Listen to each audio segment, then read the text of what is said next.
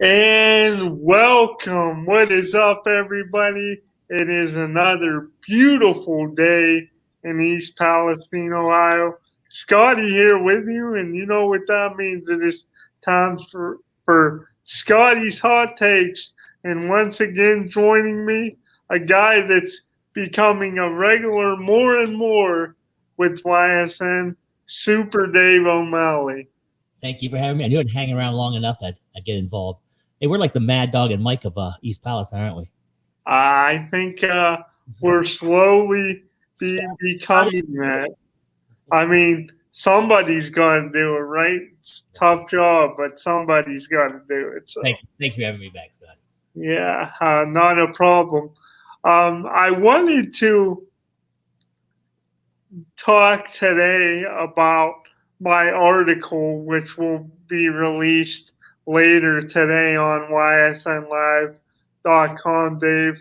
And it's funny because we were talking on the way up here a little bit about the Chief Wahoo logo. You got a new Chief Wahoo cap, and that you do have it turned around now, but we were just having a discussion like, does wearing the Wahoo cap now, does that make somebody a racist? And I don't think it does. And what I wanted to talk about today kind of ties into that with sports and politics, Dave. And I know you haven't gotten to watch any of the playoff action yet, but as you know, in the NBA now, because of what's gone on in the country, a lot of the players have social justice messages on their jerseys and things like that. And I wanted to know, because you're the same age as my dad, from your era and how things have evolved for you as a sports fan.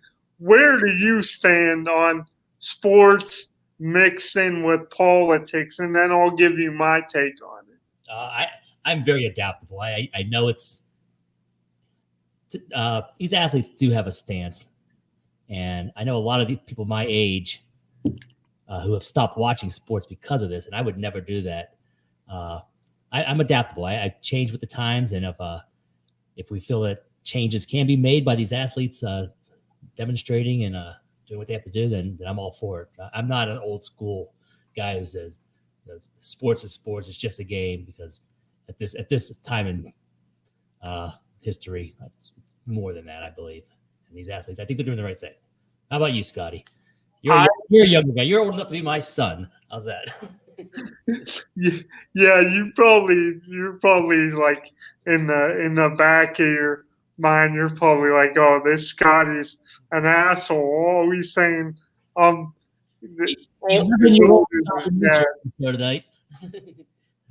But I think I'll be okay. DJ said no F-bomb, so as long as I don't throw out the F-bomb, I think we're good. But I'm the type of guy, Dave, I'm like you. I feel like that I can evolve with the times, and I also feel like that I'm very progressive. Like I'm open to a lot of things. Dave, on the other side of the coin, I do understand, like, I get people's beef to the point when it gets to a point where, like, a lot of sports talk shows, if they start becoming more and more political, I get their point that they don't want to turn on sports and get sports. They don't want it to turn into CNN or MSNBC or Fox News or whatever else. But I think these guys are in a unique situation. They have a platform. Myself, like, there's a lot of people angry and saying, the people that are kneeling during the anthem now and that are kneeling, gonna kneel once the NFL season starts. A lot of those people say, it's just disrespectful to the military. And I'm all about, I love this country. I have the utmost respect for people that have served in the military. My great grandfather served in World War II.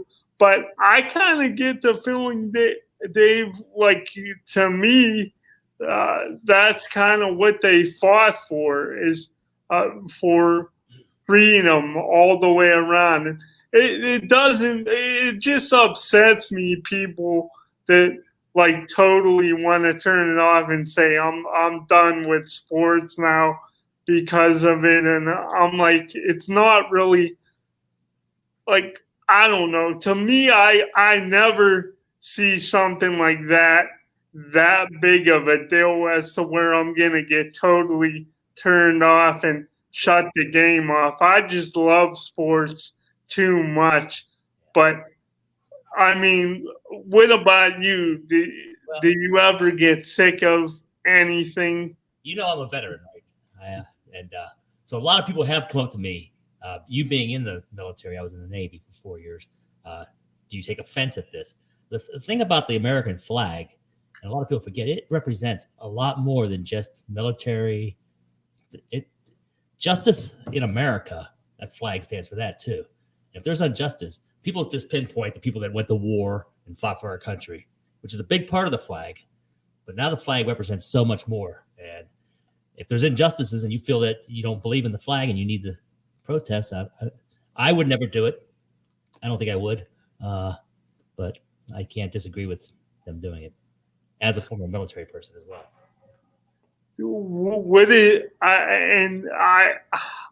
I kind of feel exactly the same way, Dave.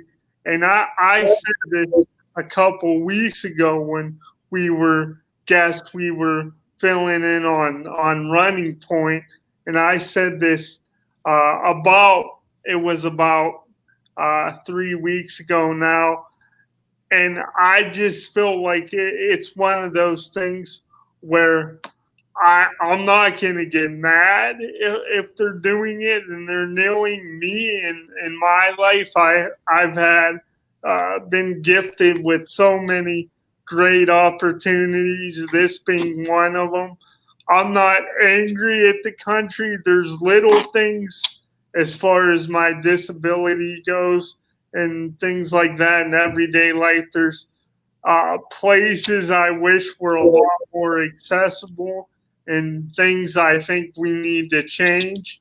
But for my money, you'd have a hard time convincing me that another country is a better place to live. And I don't know. I haven't been out of the country.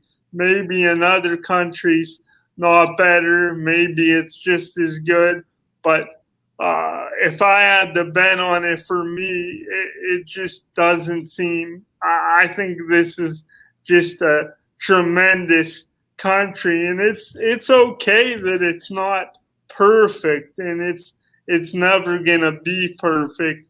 But I have no problem with people wanting to take a stance and try to make a difference. And again, I think sometimes, and Baker's becoming one of these guys, Dave, that I think sometimes, and he did a better job of it this off season with not talking as much, but he was one of those guys that even said most recently he doubled down on his stance that he's going to decide to kneel, and he's like, you're just not listening to the full message. Everybody that knows me knows I have the utmost respect for the military. And I remember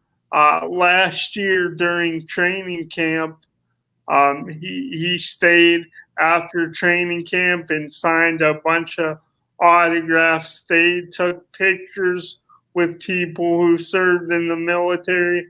So I think, I don't know, it's just another thing that I think the media wants to use. It's something that could be put out there to divide people again, Dave. And me and you have talked about this. It like we're the United States of America, but we're so divided on so many things. It's almost like we're the divided states of America. And not as many people have talked about this Super Day, but I think you could be against all kind of injustices and still stand up for the national anthem. I don't know. This topic is just so layered, and I had a lot of fun writing about it, writing the story, because there's so many ways I could go with it. But I'm not a guy. I like to think that I'll always be able to adapt.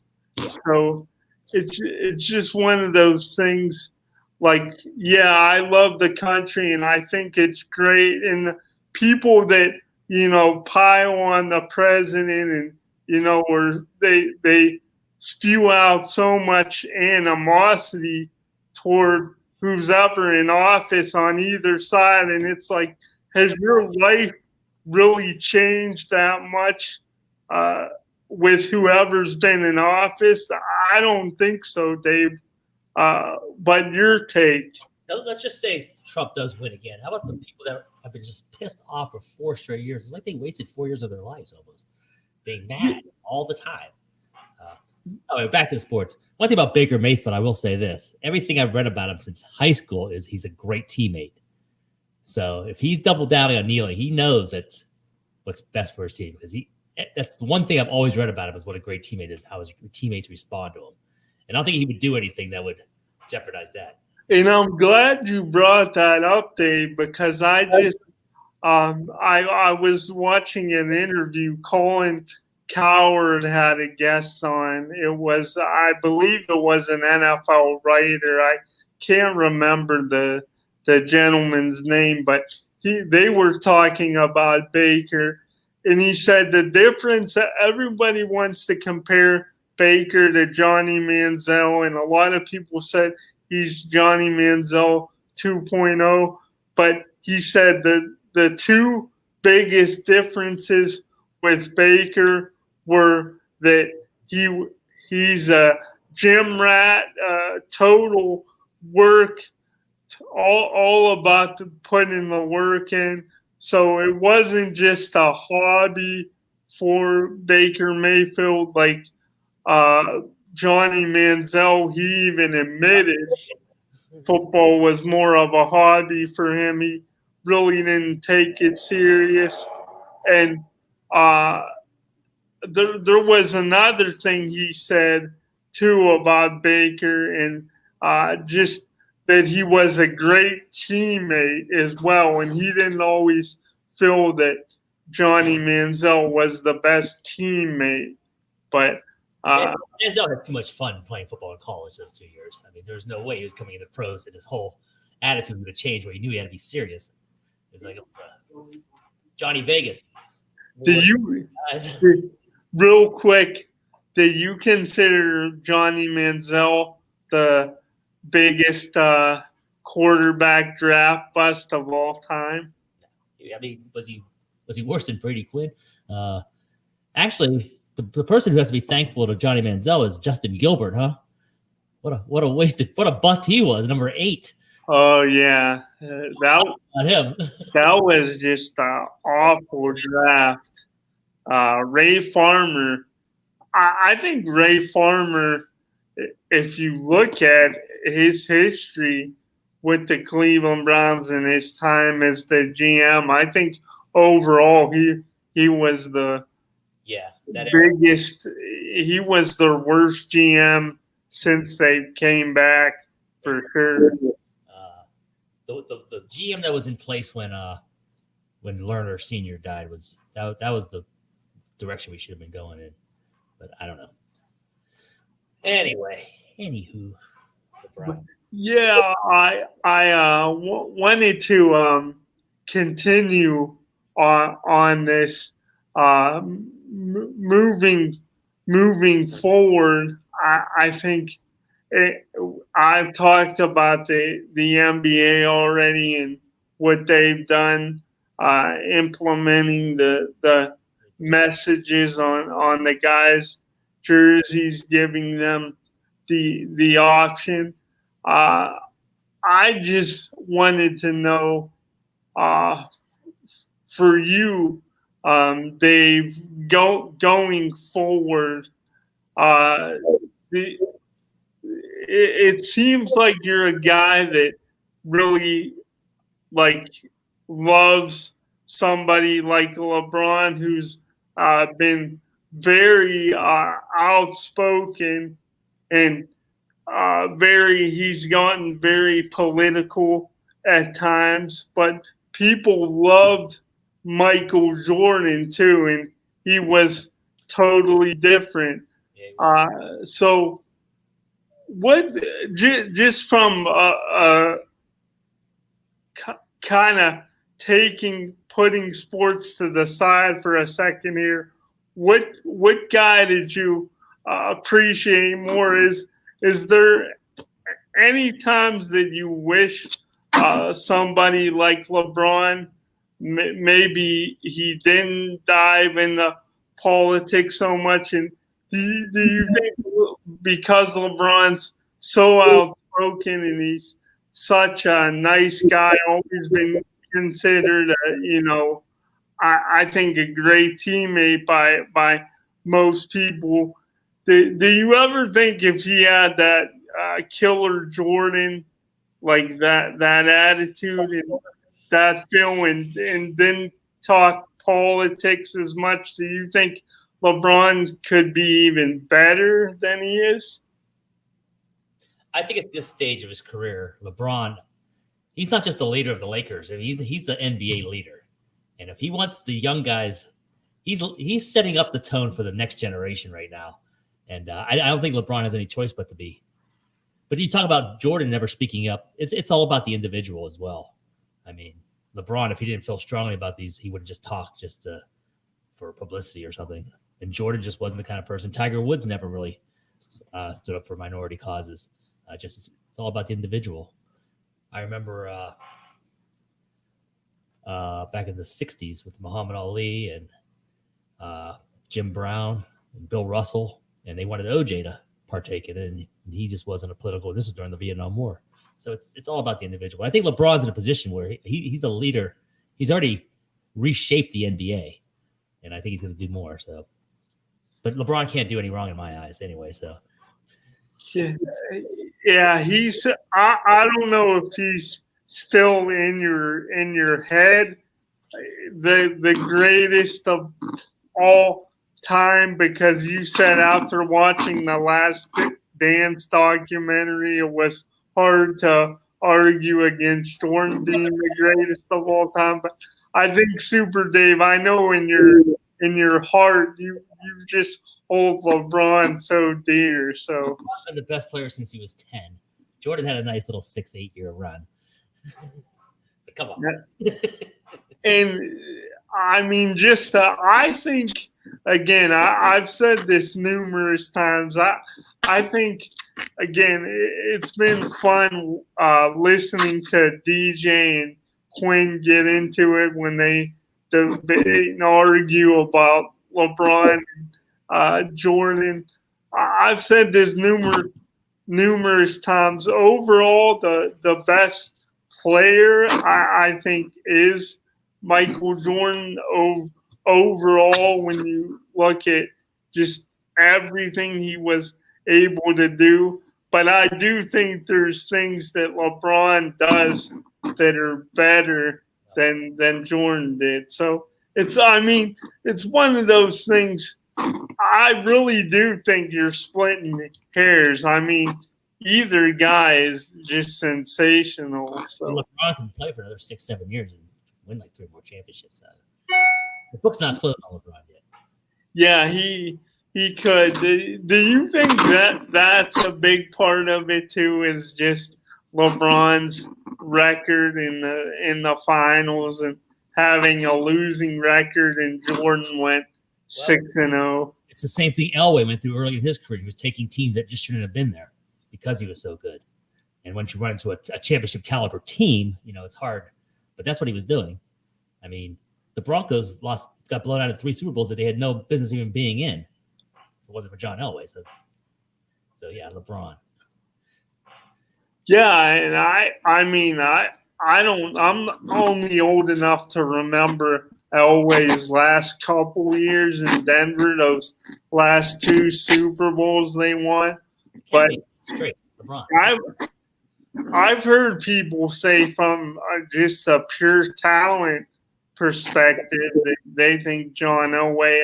I've heard a couple guys say just based off his talent that he was the best QB of all time. You're going to create a quarterback in a lab. It would be very similar to John Elway. And if you were to create a basketball player in the lab, it would be very similar to LeBron James. Yeah, I think again those are very, very good points. We have a little over. We have about 8 minutes left in the show for today, and I wanted to just switch gears a little bit, get your thoughts on that there will be football, high school football this season in Ohio, and we've been invited to join the YSN team on Friday. Palestine, baby. Yeah. So, what are your thoughts? I see that the NFL. I'm pretty sure it was the Chiefs. I heard they want to have 20% capacity. The Browns want to have 20% capacity. I don't really know 100% what it's going to be like at these high school games. Have you heard the decision on that yet? Did the line go into detail about fan attendance yesterday? Cover of the Vindicator today. Athletes allowed to take field. I wish I'd have read that before the show. I'd have known more. But what was that original document we had with all the new changes? What was the capacity there? There were going to be fans, right? But yeah, I think was it. I don't know if they gave like an exact percentage. I think it's 20%. It's going to hurt season ticket holders like you, though. Yeah, it's. And we already opted out as far as NFL goes for this upcoming season. We decided to opt out, and honestly, I don't even know because there's a lot of season ticket holders. Like I don't know all the fans going to the game. Like, is it gonna be all the season ticket? Like, how do they divide that up? Really? Yeah, I mean, is there more than 20% capacity in ticket holders at these games? Then you're really. Then there's people like, if you're not a season ticket holder, you're not getting in the game. It'd be like Lambeau.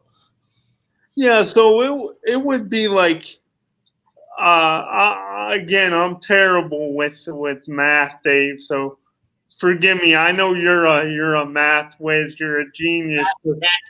You said that because Good Will Hunting is one of your favorite movies, and you're a closet genius. I know, but.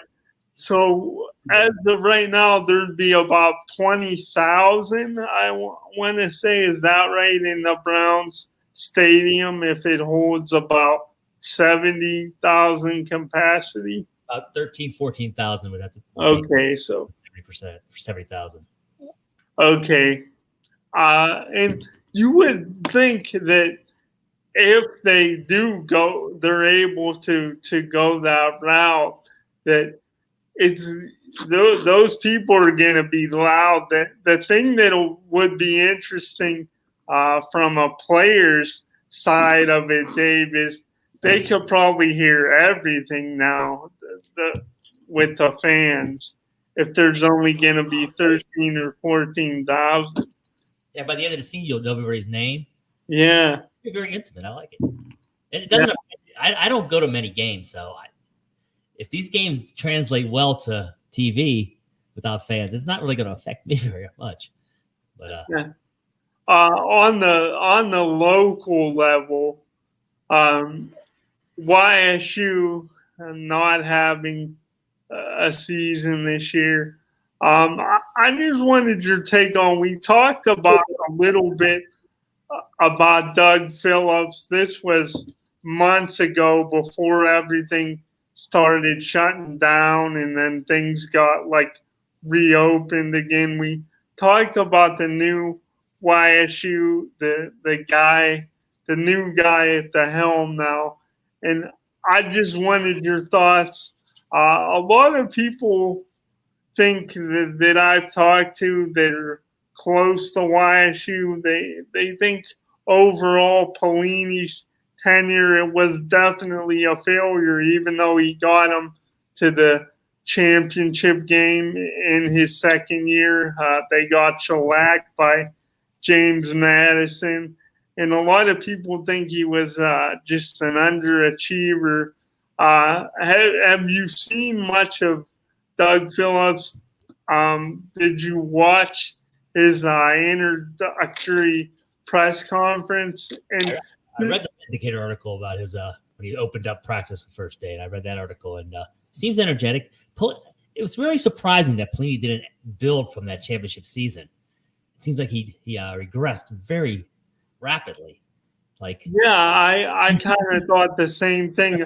I thought they were just gonna get better after that, and he really kind of regressed there. Again, it's just on the surface. They're not gonna play any games this year. They haven't played any games yet, but from what I've heard early on, I really like Doug Phillips. His demeanor, the way he conducts himself in press conferences. I think he could be a guy that's maybe wasn't seen as a top guy on the radar by some people. I don't know. Before he actually got hired, maybe he wasn't seen as, a flashy pick, but I think he could get YSU back to winning some big football games. Less ego than Pelini, I know that. I'm gonna put you on the spot here, Super Dave, and this doesn't mean that you think YSU's gonna be just as dominant and win, 4 national championships in a decade, but do you think YSU could get close to that again in their football program, or compete for a national championship every single year? You truly believe that? Yeah. And if Tressel could do it in a 10-year span, I mean, we have that history.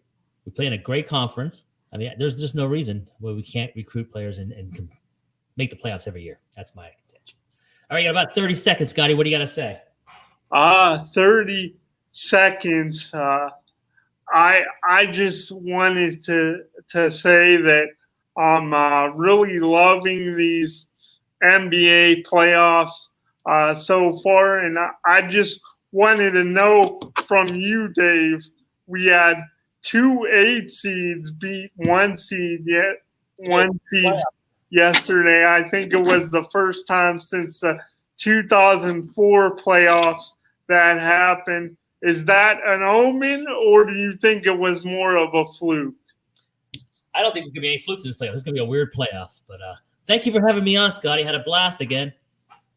Yeah, I did too. And that's going to do it. That'll wrap up Scotty's hot takes for this week. Big thanks to Super Dave, as we definitely covered some loaded topics today, talking politics and sports, a little bit of NBA at the end there, and some local stuff as well. Tune in next week and we'll talk about how no fans in the stands impacts every single sport. So stay tuned for that. That'll be next week, and I hope everybody enjoyed it and continue to check out the tremendous content we offer on ysnlive.com.